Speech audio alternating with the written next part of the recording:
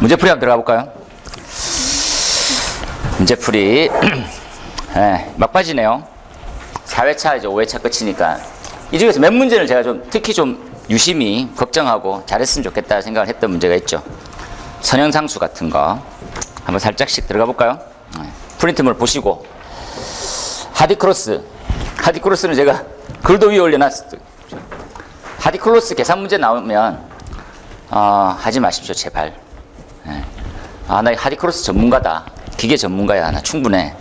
하지 마세요. 하디크로스라고 하는 개념 자체가 가장 기본 개념이죠. Q는 AV. 그죠?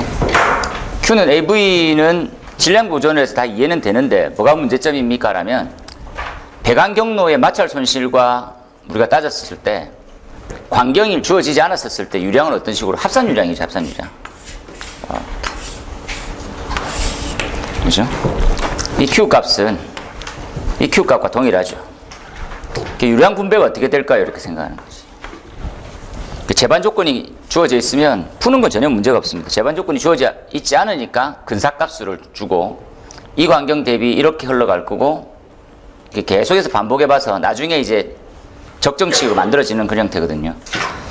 관리사 시험에 나오는 바람에 예상 문제가 하시는 거니까 뭐 깊이 있게 보는 것보다는 절차, 이 절차 이렇게 시험에 딱 나왔었을 때 혼란이 많이 왔었죠. 이게 우리가 잘 쓰지도 않고 하는 부분인데 이게 왜 나왔을까? 예. 핸드북에 있습니다. 핸드백의 기준. 그거 딱 10개까지 이렇게 딱 세팅되어 있습니다. 그래서 구간을 정하고 분배를 가정하죠.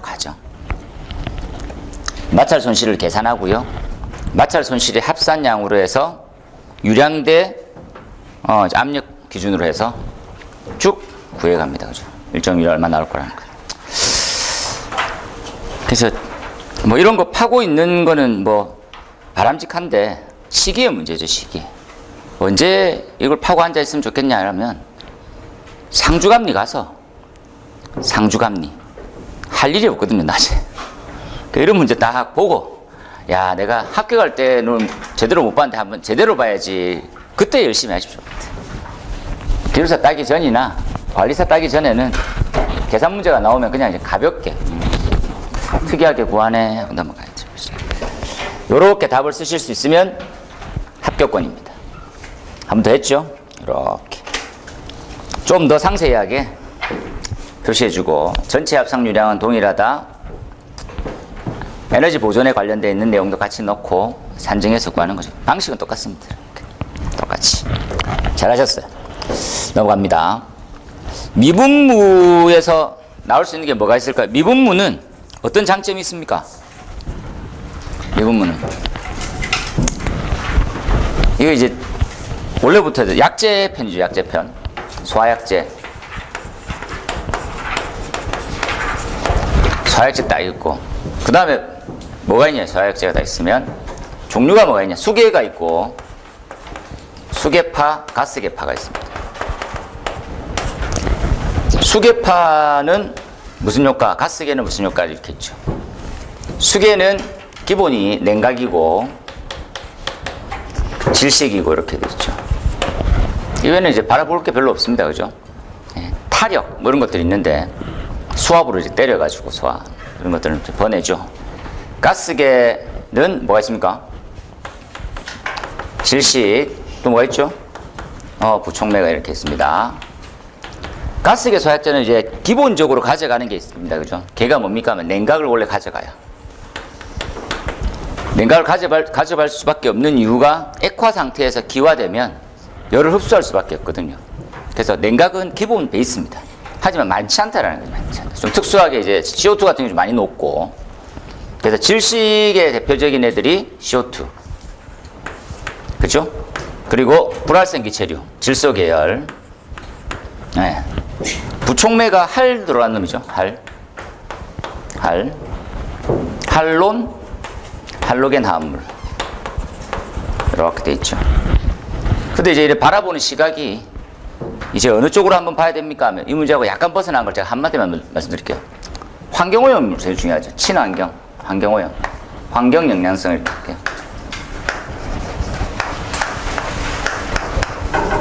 계속 보십시오. 환경 영향성 측면에서는 할로겐, 그죠? CO2. 얘가 약간 좀 벗어나긴 했죠. 그래서 할과 CO2. 잘 고민하시고. 수계를 이렇게 한번 정리해 봅시다. 수계는 이렇게 했을 때 냉각 효과하고 질식 이렇게. 그렇죠? 어떻게 하니까 질식 효과가 뛰어나지고 어떤 효과는 질식이 플러스 되고 어떤 효과는 냉각 효과가 뛰어나더라는 거죠. 냉각만 존재하냐 질식만 존재하냐 둘 다 존재하는 게 차이죠. 이렇게. 물입자입니다. 물입자. 그죠? 그래서 얘는 스프링클러. 일로 갈수록 봉상주소유 쪽이고요. 냉각만 되는 거예요. 냉각 효과가 뛰어나다는 말은 아닙니다. 잘 이해하셔야 돼요. 냉각 효과만 있다. 이렇게. 그 다음에 물분무. 그죠? 그 다음에 미분무. 그래서 한 개만 더 당구장 표시하고 이렇게 볼게요. 물에 어떠한 것을 냉각 효과에 활용하냐는 거죠. 물에. 네, 기와 잡열입니다. 그게 가장 중요한 겁니다. 이해를 잘 하셔야 돼요. 기와 잡열이죠. 기와 잡열이 일반 물질보다는 엄청나게 큰 편이죠. 즉 g당 539 칼로리가 되니까 기와를 잘 이해하시면 기와는 액체 상태를 기체가 될 때 열을 흡수하는 능력을 얘기하는 거죠. 이거만한 놈은 특수하게 만들지 않는 이상은 자연계에서는 존재하지 않습니다. 최고죠, 최고. 거의. 이거보다 뛰어난 놈은 없다. 이렇게 생각하죠. 이게 가장 많이 활용되는 부위는 범위는 언제입니까? 스프링클러입니까? 미분입니까? 미분이죠. 됩니까?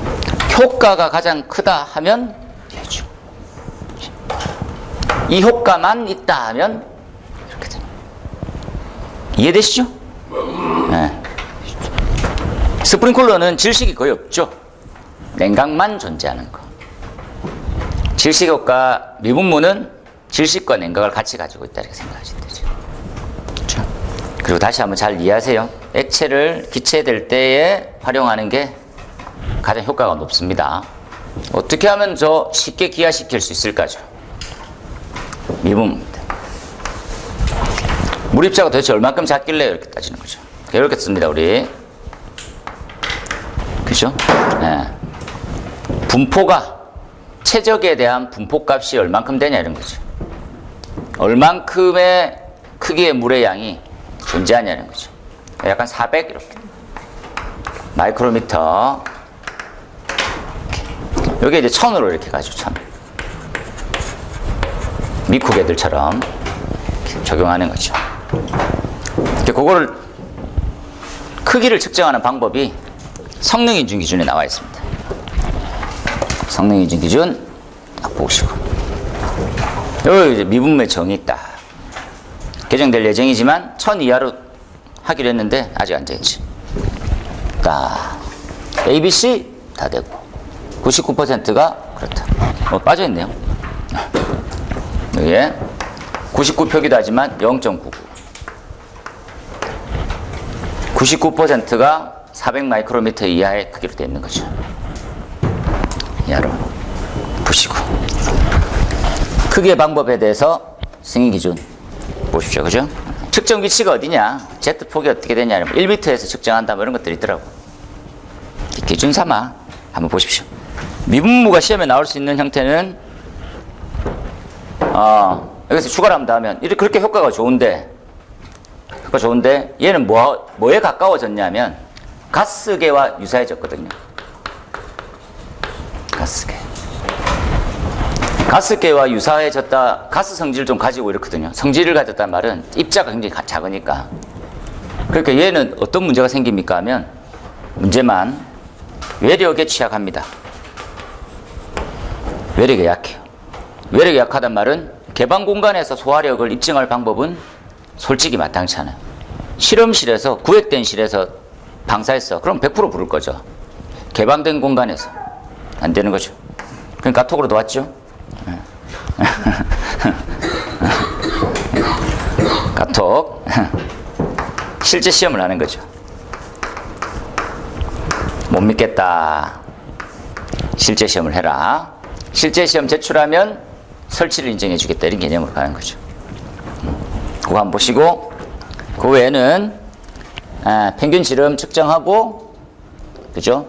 측정 위치, 제소 압력, 설계 범위, 크기만 따질 때, 크기만 따질 때 쓰는 거다. 그죠? 그래서 정의로 되어 있습니다. 엄청 깔끔하게 잘 쓰셨더라고요. 이 정도만 쓰면 끝났습니다. 두 번째, 미분모의 정의 똑같죠? 그리고 액적 크기 측정할 때 1000마이크로미터 이하 설계 범위 내에 들고, 크기, 측정 위치, 범위 내에 들어있는지 확인. 간결하게 엄청 깔끔하게 잘 적으셨습니다. 이렇게 외우세요. 1m 됐어요. 윤화는 어디를 공략하는 게 제일 좋겠냐는 거죠. 어디를 공략하면 제일 좋냐? 포죠, 포. 포소약제. 포소화약제에서 유류화제를 한번 가져오면 된댔죠. 유류화제의 특징이 뭡니까? 유류화제. 일반적인 유류화제 생각해보면, 유류화제가 유염이죠, 유염. 화염이 있고, 열 방출률이 크고, 여기까지 됐는데, 한 개 더 엄청 중요한 게 있죠. 확산 속도가 어떻습니까? 확산 속도가 엄청 빠르죠. 왜 확산 속도가 빠릅니까?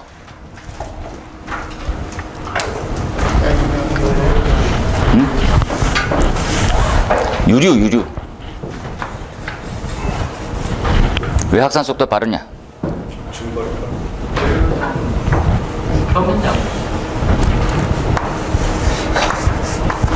아까 얘기했던 대로 표면 장력을 이용해서 이동되죠.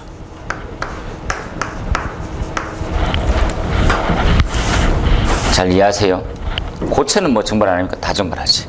그죠? 하지만 고체는 가지지 않는 생각 잘 해보세요. 그럼 이걸 어떻게 때려잡을 거냐 고민하면 되겠죠? 이렇게 열 방출률이 세면 어떻게 해결할 거냐? 자연스럽게 필요한 내열성과 그죠? 우리가 말하는 유동성을, 또 뭡니까? 기밀하게 덮는 그런 성들이 몇 가지 필요해요. 그 중에서 제일 취약점에 해당되는 내열성입니다.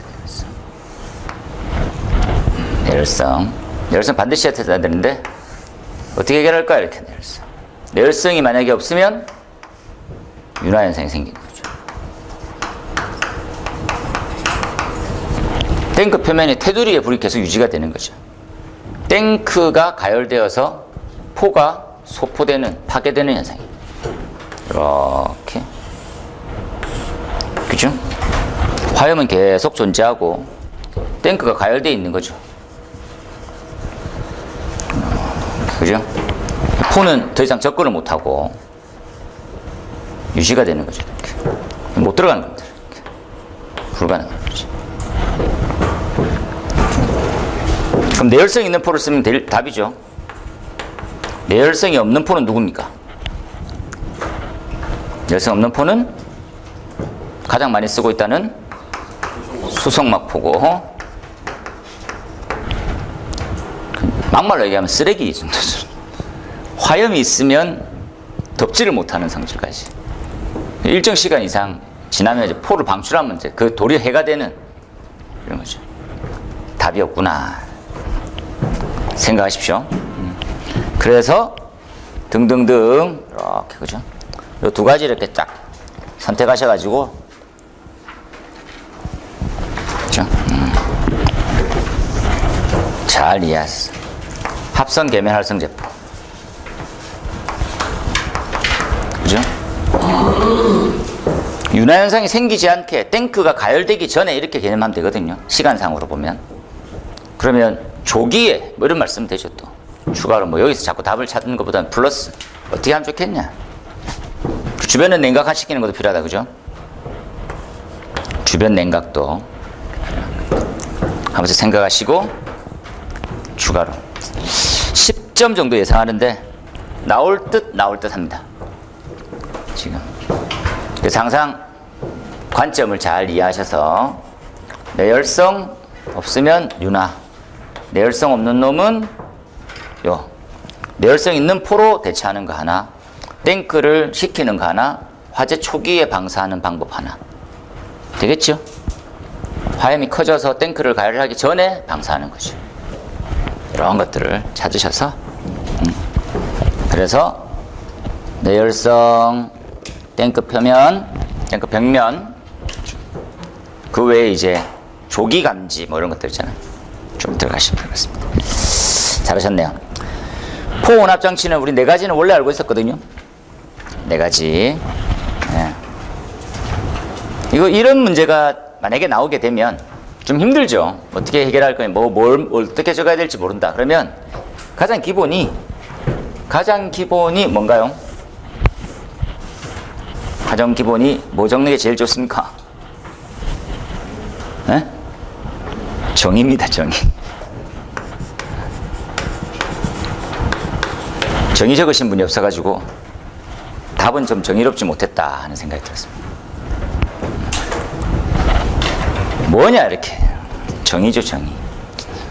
설비에 나와 있는 정의를 자, 그 다음 채점은 그렇죠? 원리 이렇게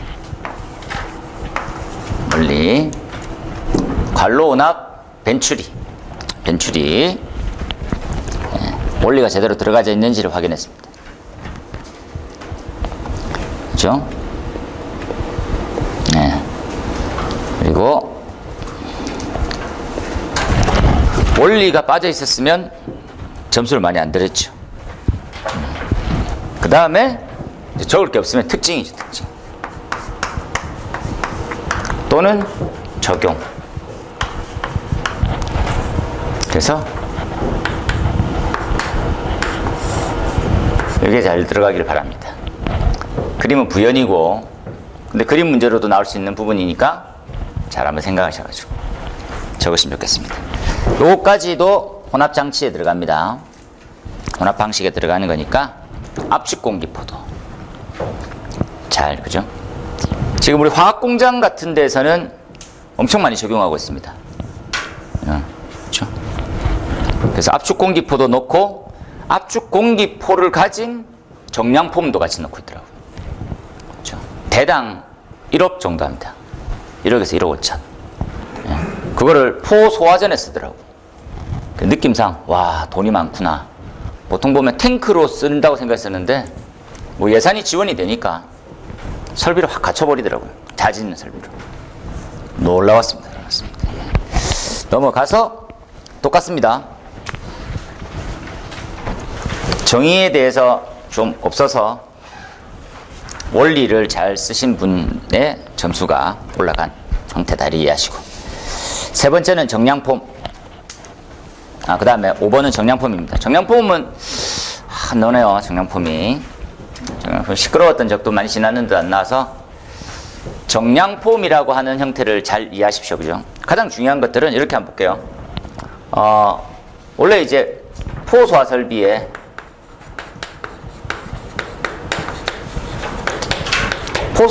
이제 소화라고 하면, 진압이라고 하면 어떤 개념을 얘기하느냐는 거죠. 예를 들어 보면 옥내소화전. 옥내소화전의 소화다. 옥내소화전은 뭡니까? 소화. 방수구에서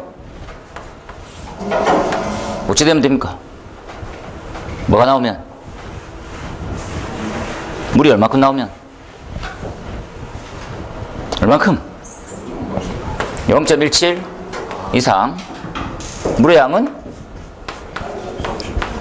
되겠습니까? 이런 불 꺼진. 아니 이렇게 나오는데 엉뚱한 데 쏘고 있으면 이런 말은 할 필요가 없는 겁니다. 엉뚱한 데 쏘고 있으면 그걸 갖다 펌프를 틀었는데 펌프가 반대편으로 도는 건 물과 똑같은 말이니까 할 필요가 없는 거지. 옥내 소화전에서 불이 꺼진단 말은 최상층 말단에 있는 소화전에서 최소 압력이 0.17만 나오고 방수 압이 이렇게 나오면 양을 이만큼 따라 나오겠죠. 이만큼 이상만 나오면 소화가 130을 왜 이렇게 따져보니까 이거는 수십 년의 노력이 이제 더해진 거라니까. 경험으로. 이만큼 나온다. 이렇게 된 거죠. 포는 어떻습니까? 포도 마찬가지죠. 포도. 우리가 이제 어느 정도로 포가 나와야 되느냐. 그래서 우리가 그 얘기를 합니다. 포에 대한 양이 있죠. 포 거품에 대한 양. 이 양을 조금 더 세밀하게 이렇게 보면요. 뭐가 적정해야 팽창이 되고 방사가 될까를 고민하는 거죠. 여기 가장 중요한 개념이 혼합비입니다. 혼합이 전압. 잘 이해해야 되는 거죠. 포수할 설비에서 얼마큼 혼합돼야 되냐. 물을 보내는 거죠, 물. 이렇게, 그죠? 쭉 보내는데, 여기에 포약제가 이제 들어가는 거죠. 얘는 물. 이걸 이렇게 쭉 지나가면, 여기가 뭐가 됩니까? 하면 포수용액. 그죠? 그 다음에 여기서 또 뭘 해줍니까? 이렇게 견들어서 방사하는 거죠. 폭폭폭, 폭폭폭, 폭폭폭. 되겠지요? 이 포화 전체 얼마큼 들어가야 되겠습니까? 몇 프로? 3%냐? 6%냐? 이렇게 들어. 다른 말로는 0.5, 1, 1.5 이렇게 들어가죠. 그렇죠? 계산하는 방식은 조금씩 다르겠으나 요 포수용액을 보면 97 더하기 3이죠. 물, 포. 이 혼합 장치가 그만큼 중요한 거죠. 이게 제대로 계속해서 잘 나오는 거냐는 거죠.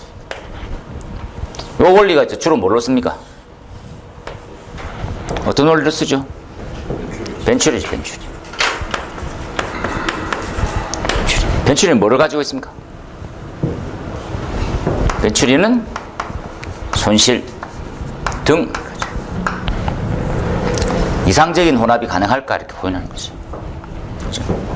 쉽게 얘기하면 이 벤츄리라고 하는 형태는 압력으로 이렇게 정리를 할 거고요. 정량이라고 하는 것들은 최적으로만 정리할 겁니다. 최적량을 물이 비압축성이니까 최적 딱 맞춰가지고 가는 거죠. 얘는 압력이 빨라지기도 하고 느려지기도 하고 빨려 나오는 양이 2%가 되기도 하고 4%가 되기도 하는 거지. 적정 범위를 통과하긴 했다 하지만 못 믿는 거예요. 왜? 결국은 이제 소화가 불가능할 수 있으니까. 소화 안 되면 어떻게 해? 소화제. 죄송합니다. 소화제 먹으면 되는데. 그거 어떻게 해결할까요? 이렇게. 벤츄리 계산하자는 거지. 이러지 말고 나가는 물의 양에 따라서 포를 집어넣는 방식은 어때? 이렇게. 하는 거죠.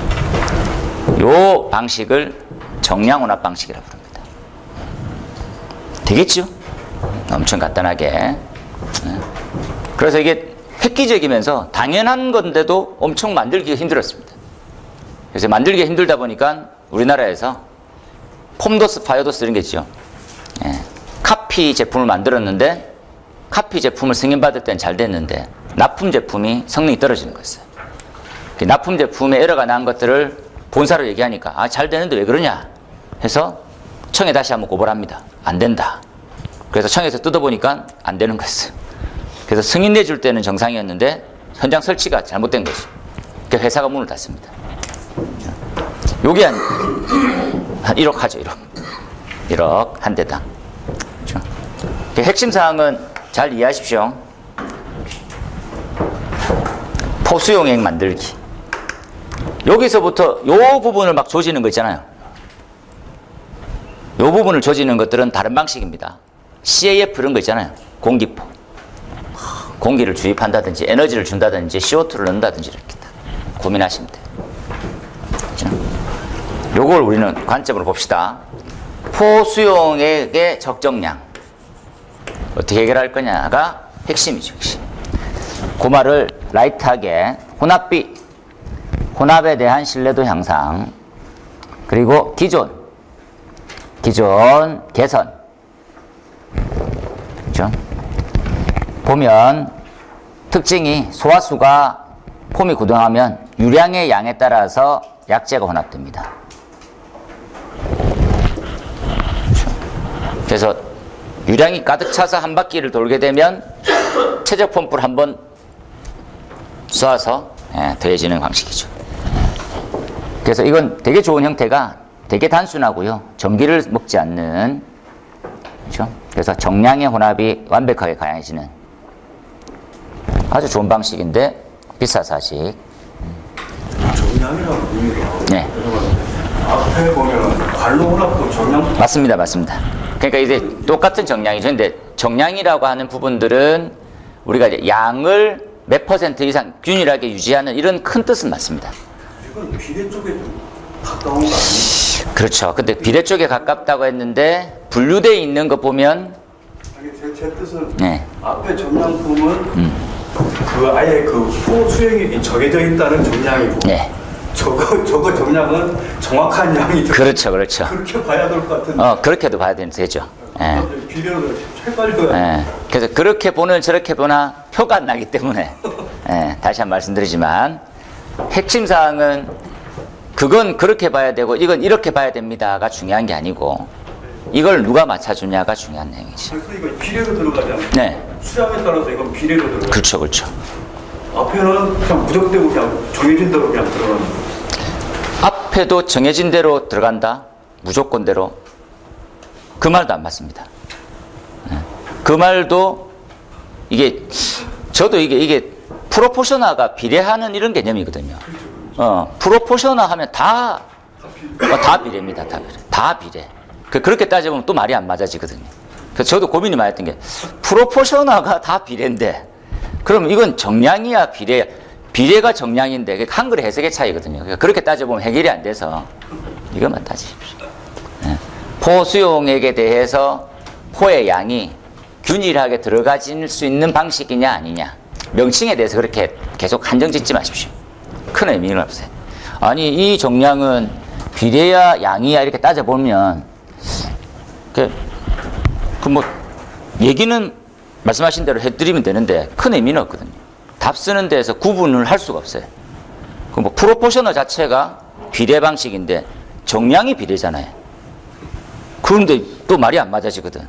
그러니까 그렇게 혼란을 갖고 오는 것보다는 똑같은 다 비례 방식 같은 개념이지만 포수용의 3%가 균일하게 유지가 되느냐 안 되느냐에 대한 차이만 해결해 주면 될 것 같아요. 이 문제는. 안타깝습니다. 프로포셔널 비례입니다. 그죠? 그래서 제가 요걸로 두 개는 비교를 일부러 말 안 하죠. 말 안 하는 가장 큰 이유가 거기에 있습니다. 그죠? 예. 문구에 집착해서 뭐 그렇지 않느냐, 이건 이렇게 봐야 되지 않느냐 하시면 답을 풀어나갈 때 본인이 또 막혀요. 그래서 저는 이제 이걸 중요하게 보라는 거지.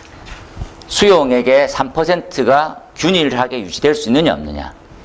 벤츄리는 손실을 같이 가져가기 때문에 이게 완벽하게 나오는 이게 또 범위가 있거든요. 실험치의 범위. 어차피 아시다시피 여기 이제 포에 관련되어 있는 이 벤츄리관은 혼합기는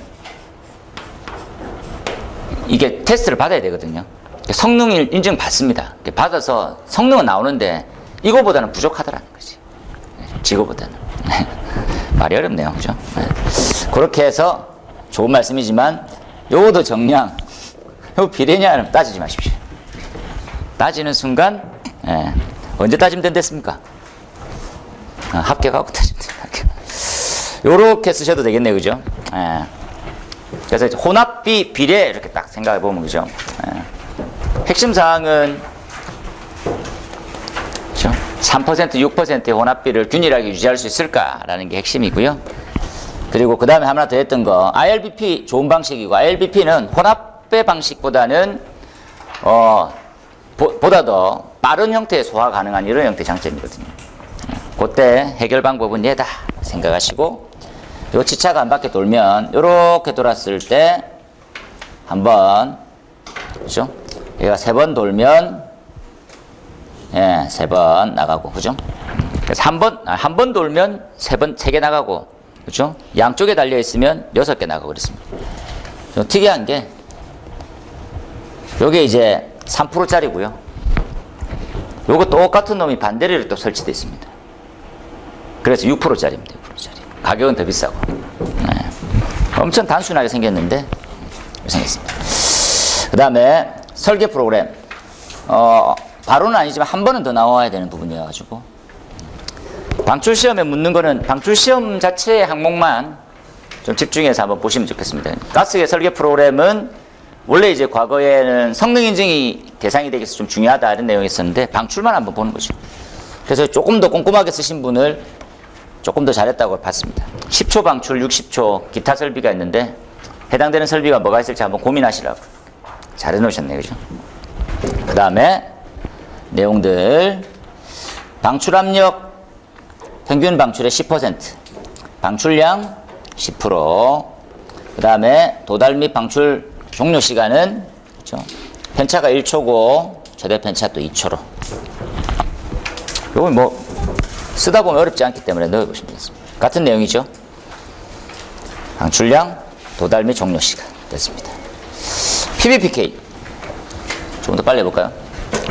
PBPK가 뭡니까? PBPK 이게 뭐 쉬운 듯 어려운 개념인데 하나도 어렵지는 않지만 잘 쓰기는 좀 어려운 그런 말도 이상하지만, 예. 개념은 좀 이해하겠는데, 그죠? 예. 이게 이제 요 말 한번 줄쳐놓으시면 되죠. 전에 말씀드린 대로 우리가 쓰는 형태의 용어는 아니랬습니다. 생물학적 약물 동력학이라는 것들은 우리가 쓰는 게 아니라 주로 어디 씁니까? 라고 하면 보십시오. 독성 물질을 먹게 되면 몸 안에 흡수되는 양을 측정할 때 주로 쓰는 방법이거든요.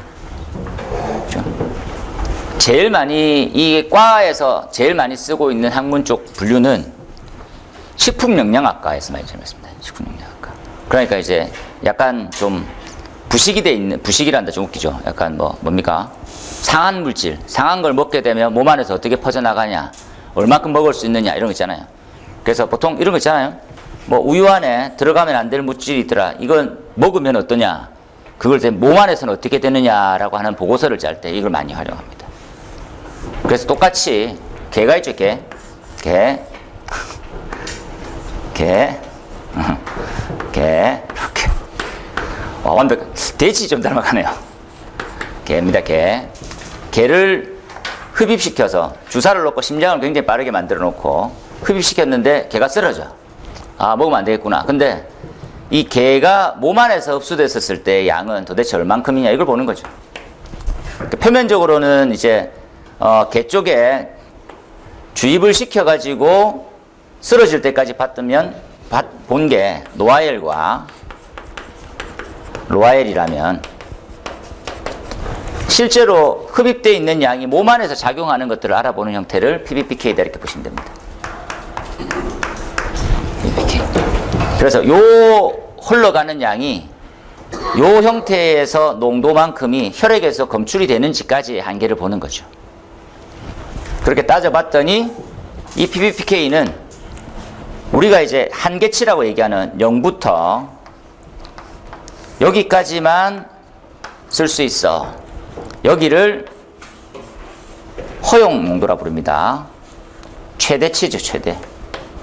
최대 허용 설계 농도라는 게 있어요. 여기까지만 해. 이렇게 했어요. 그죠? 여기까지만 해. 요거 더 이상 넘어가면 뭐 보안 장치를 철저하지 않은 이상 사람이 위험해 이런 거죠. 그래서 요 노아엘을 심장에 무리가 가는 최대치, 그죠? 최대치. 심장에 무리가 없는 최대치. 심장에 무리가 발생되는 최소치가 있죠. 그까지는 테스트 해봤습니다. 지금. 좀 더 해보니까 야, 무조건 발생하네 이렇게. 그래서 여기는 진짜 쓸 수가 없는 농도죠. 요걸 이제 특정해서 다시 한번 이 형태의 수치하고 비교해 보니까 혈액 내에서 실제로 이제 피해를 줄 수 있는 정량적 수치, 이게 정량이거든요. 이 개념은 개념상 보면 정성에 가깝습니다. 정성. 그러니까 평균으로 잡아온 개를 약제 농도를 줬을 때 쓰러지는 빈도, 이렇게 따지는 거거든요. 그러니까 순수 정성제에 가깝습니다. 수치적으로 나와 있으나.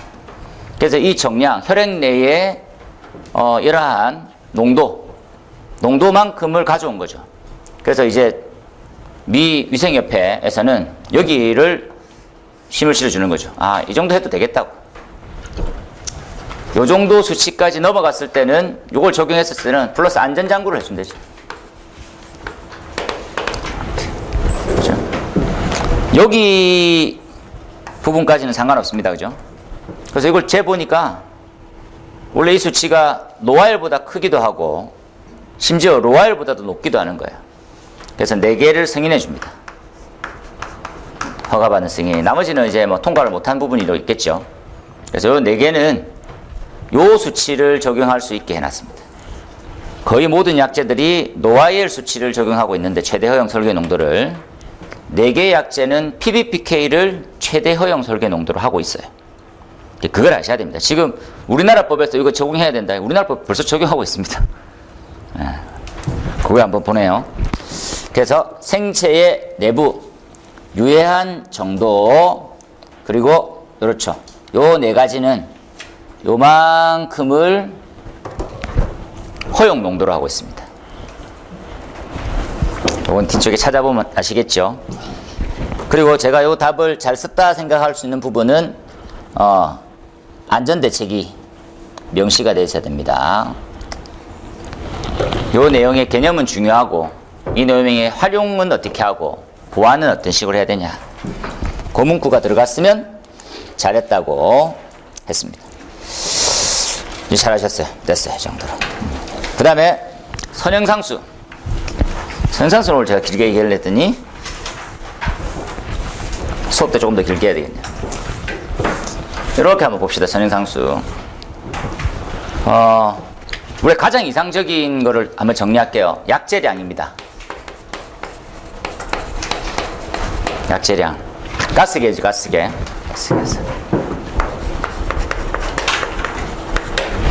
가스계 약제량 한번 정리해 볼게요. 가스계 약제량은 우리가 이제 킬로그램으로도 약제량을 정하고 또는 이제 메타삼성으로도 약제량을 정하죠.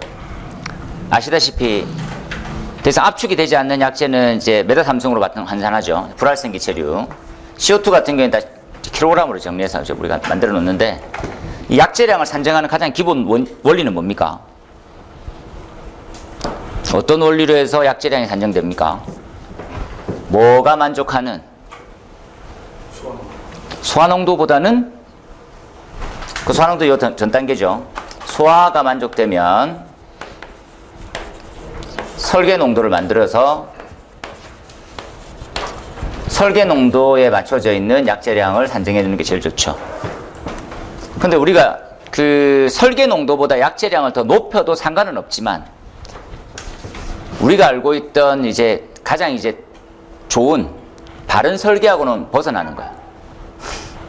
그러니까 약제량을 계속해서 올릴 수는 있습니까, 없습니까? 안 된다고, 그죠? 왜 안 됩니까 하면 과잉 설계라고 하는 문제점을 또 야기시켜요. 그걸 잘 이해하십시오. 그죠? 그럼 적정하게 설계 농도를 어떤 식으로 파악하는 게 제일 좋겠냐, 이렇게 보는 거죠. 그죠? 한번. 그러면 이제 해당 장소의 특징을 한번 보는 거죠. 이렇게 방호구역에. 이 방호구역에서는 화재가 발생할 시점을 기준으로 하는 거죠. 이 소화농도라는 것은 다시 한번 말씀드리지만 가스계가 나오는 거예요. 가스. 물이 쏟아지는 게 아니라 가스가 쏟아지는. 가스는 어떤 특징을 가지고 있느냐, 이런 걸 보는 거죠. 가스는 기체죠. 기체 원리 한번 이해합시다. 이 기체의 특징은 뭐 갖고 있습니까? 온도가 상승하면 기체에 대한 부피는요, 부피가 상승하죠. 얘를 샤를이 발견합니다. 법칙으로. 그죠? 여기에 약재가 분사됐었을 때 여기에 온도를 확인하면 들어와야 될 약재에 대한 부피가 이해가 되죠. 되겠습니까? 여기에 방호구역의 온도를 이해하고 있으면 여기에 어느 정도 집어넣어야 소화 농도가 나올지를 알 수 있다고. 이해는 되죠? 네. 여기 온도가 몇 도짜리냐? 그러면 화재를 기준으로 산정하는 거죠. 이렇게. 화재를 기준으로 몇 도 될 거다. 초기에 몇 도짜리로 예상하고 거기에 부어야 될 최적이 있으면 불이 꺼질지를 예측하게 된다고요. 이걸 따지자는 거지. 지금. 그래서 사르의 법칙으로 가져왔었으면 제일 좋은 형태는 이렇죠. 그렇죠? 변화전, 변화후를 따져도 상관없지만 그림 갖고 오셔도 상관없고 아니고 활용하겠다는 겁니다. 그죠? 그래서 우리가 그러면 온도에 따라서 변화될 것들을 어떻게 예측할 수 있습니까? 가져온 형태가 선형상수라는 놈이 있습니다. 선형상수죠. 선형상수는 S라고 썼고 H라고 보셨고, 그죠? K1, 그죠? K2T, K1이 뭡니까? 부연 설명 엄청 잘 해놨더라고. K1이 뭡니까? 말하면 이제 비최적이죠. 비최적이 뭡니까? 비최적은 밀도분의 1이죠. 밀도의 역수입니다. 밀도의 역수. 밀도는 뭡니까? 밀도는 뭐 부피분의 질량을 뜻하는 거죠. 그럼 비최적은 질량 킬로그램 분의 최적이 되는 거죠. 이렇게. 잘 이해해서, 그죠?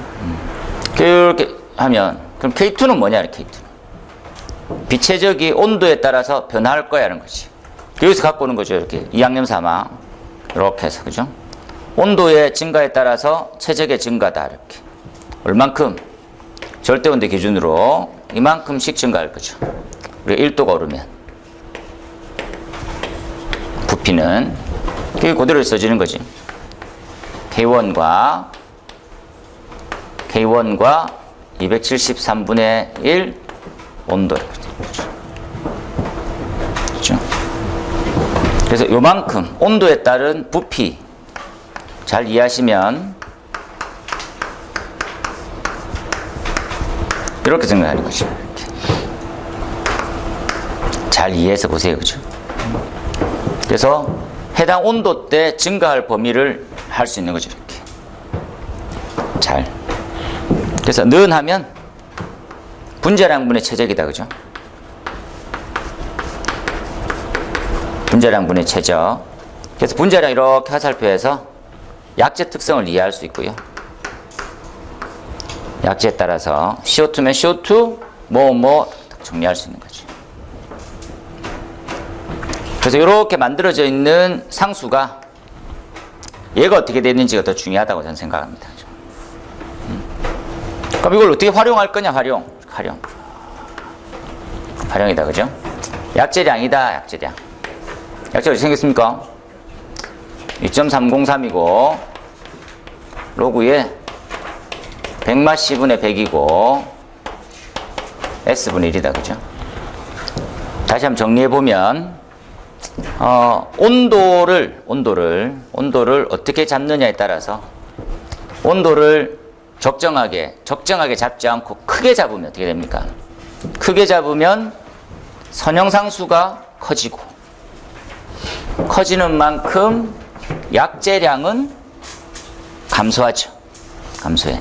그러면 해당 온도보다 높게 설정되어 있으면 약재량이 모자라게 되는. 그렇죠? 그래서 요거의 적정성이 엄청 중요합니다. 그래서 얘가 CO2에서 온도는 몇 도로? 10도가 뭐로? 신부고 30도를 뭘로? 표면으로 정리하고 있습니다.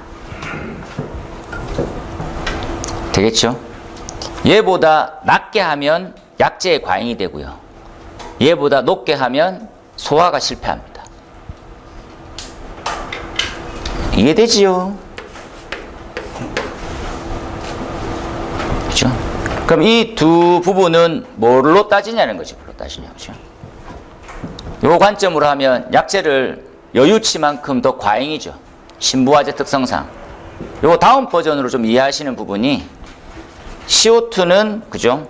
2분 이내에 몇 프로 이상 나와야 되고 이런 것까지 같이 겸해하는 게 원래는 생각 어렵거든요. 지금 그까지 생각하지 마시고 신부가 약자도 많겠구나 생각하시죠. 그렇죠? 잘 이해해서 요 30도는 그죠? 실험실의 최대 온도, 방호구역의 최대 온도 정도 수준으로 화재 초기 발생되는 평균 온도를 기준으로 하죠. 상온보다는 좀 높은 이렇게 여지로 데이터더라고요. 여러 데이터가. 네. 다시 한번 정리해보면 띵띵띵입니다. 그죠? 띵띵띵. 그래서 잘 적으셔가지고 아주 잘 적으셨죠. 이렇게. 그죠? 임의의 온도. 그래서 저는 요 첫 번째 답과 두 번째 답이 믹싱만 잘 돼 있었으면 퍼펙트 합니다. 7점 정도. 좀 아쉽죠. 이런 얘도 잘 들고 좋았었는데 요 다음 설명이 없어요. 뭐 어쩌라고 이렇게. 여기까지 딱 적고 난 다음에 뭡니까? 쓰신 분은 알지? 채점관한테 알지? 내 마음?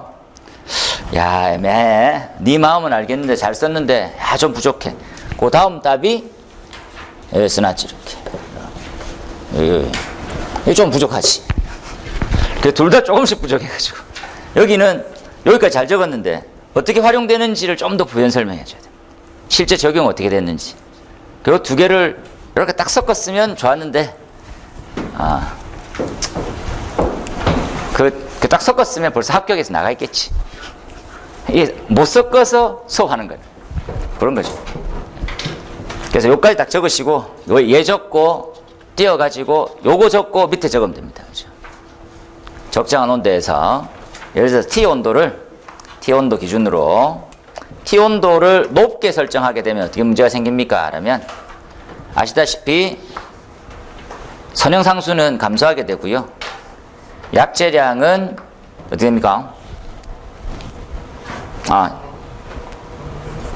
선형상수 증가하게 되고 약제량은 감소하게 되어서 농도는 미달되게 되죠. 그럼 실패입니다. 되겠지요? 여기서 이렇게.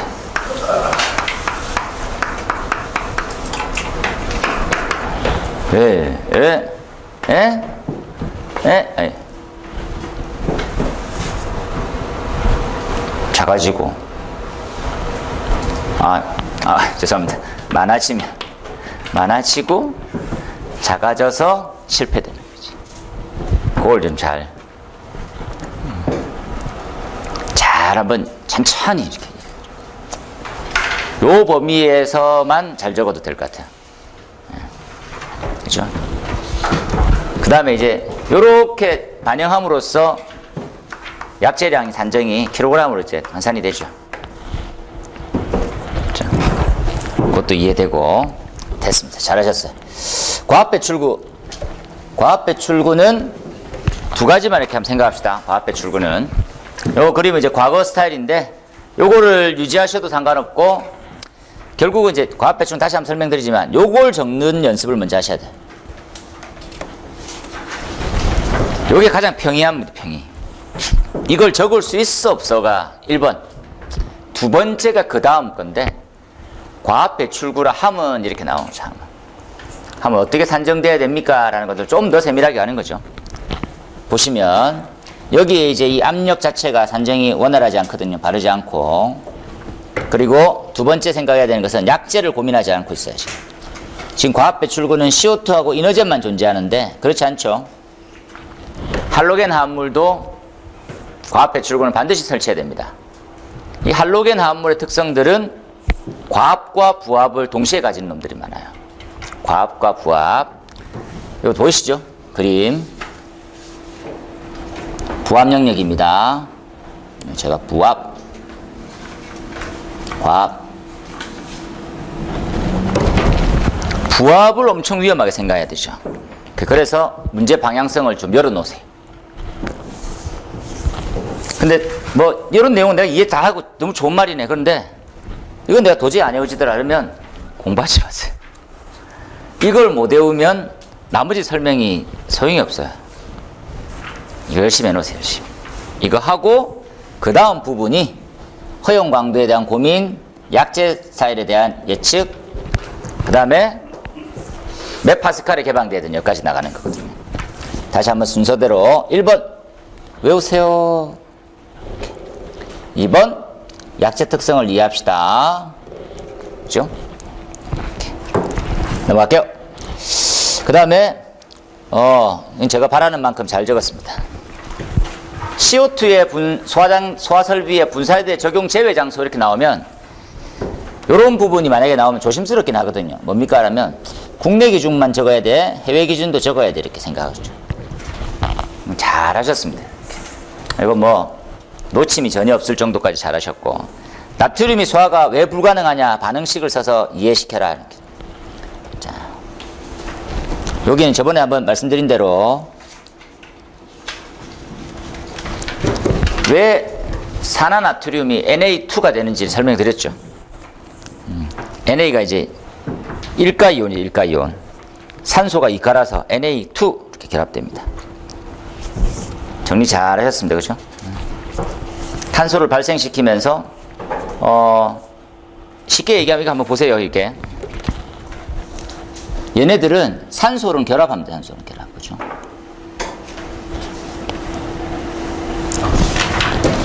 소비하면서 결합하는 거죠. 반응을 계속하고 생성물이라고 하는 탄소를 내는데 탄소도 가연성 물질 돈되죠. 물. 나머지는 잘하셨어요. 됐어요. 마찬가지입니다. 엄청 잘하셨어요. 됐어요.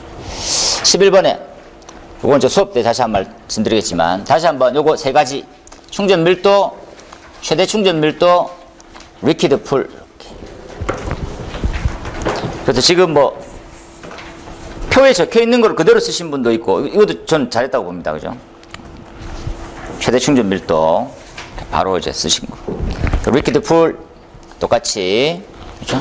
근데 요 제일 첫 번째 답은 충전 밀도의 설명이 약간 좀 부실해서 나머지 내용들을 좋았는데 결국은 뭡니까? 그림만 보면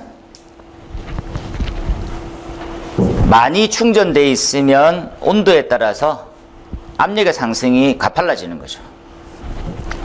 이렇게 좀 잘 그렸으면 좋겠습니다. 그죠? 그래서 많이 충전하면 안 된다라는 형태를 전달해 주는데 그때가 이제 이런 말이죠. 말을 표기하는. 그 다음에 잘하셨죠? 충전 밀도, 최대 충전 밀도 표를 통해서 그림, 하부 설명 이렇게만 적으면 합격입니다. 이렇게 적일 수 있는 사람은 전국에 몇 명이 없습니다. 적으세요. 이렇게 적으면 합격입니다. 그죠? 그 다음에 25점짜리를 풀어나간다면 대책 좀 필요한 거죠. 충전 밀도의 적정성을 지키고 점검을 용이하게 하고 온도 관리를 잘하고. 온도 관리 잘하면 되죠. 덜 저장하고 온도 관리요. 잘하셨습니다. 그 다음에 25점짜리 에어로졸이죠. 에어로졸 답도 너무 잘, 뭐 묻는 것도 좀 단촐했지만 풀어나가는 게 너무 예전에 그림을 좀 과용했다고 제가 적었습니다. 시험장에서 이렇게 하고 있으면 그림 그리러 온 사람인 줄 압니다. 절대 이러시면 안 됩니다. 작동 원리도 좀 중요하게 좀 봤었는데 잘하셨고요. 보험 문제로 질문 정의들 꼼꼼하게. 그죠? 흡사 이제 글씨가 이렇게 약간 좀 뭡니까 초등학생에 가깝게 이렇게 적으시면 예를 들어서 여러분 약간 좀 내용이 부실하다라는 느낌을 좀 줄 수가 있거든요. 그래서 그것들을 극복하는 형태는 좀 더 약간 조밀하게 띄어쓰기를 줄인다든지 아니면 뭐 다른 보완을 조금 해야 된다. 그림을 조금 더 보완해서 넣는다든지 이렇게 잘하셨습니다. 그 다음에 마찬가지로 엄청 깔끔하게 잘하셨어요. 이산화탄소는 오늘 수업 시간에 산출 유도 방식을 적용하고 가져서 할게요. 그죠? 나머지는 기존 기출입니다. 외우세요. 오늘의 핵심은 그죠? 선형상수 이런 것들 좀 잘 보고 가세요. 기본 개념이 되어 있느냐 안 되어 있느냐의 차이니까 잘 안 보시고 이해 안 되시면 질문하시고 좀 쉬었다가 본 수업으로 들어가도록 하겠습니다. 네. 17페이지. 17페이지. 과학 대출 중에 나와 있는 그 위에 그림. 예. 그 저기 CO2하고 불활성 기체는 자유 유출로 계산을 되고. 네. 그 다음에 할로겐입니다. 잠깐 요 부분의 X축과 Y축을 보세요.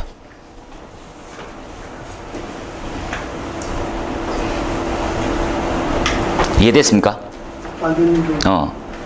자유유축식을 논할 때는 어떻게 됩니까? Y축이 뭘로 돼 있어야 돼요? 제가 질문하는 건 그게 아닌데. 아니 그러니까 이걸 자유유출식으로 논하는 순간 제 느낌은 이게 좀 글이 반대로 가고 있는 중이거든요. 그러니까 할로겐이나 할로겐 같은 경우에 네.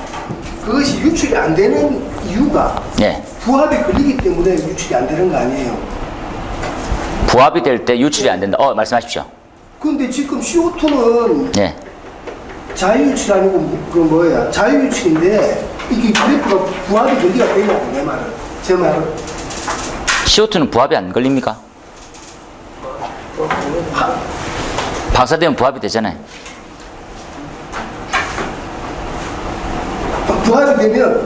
부합이 되면 유출이 없어야 돼요. 방사될 때. 그러니까 다시 한번 이렇게 얘기해 볼게요.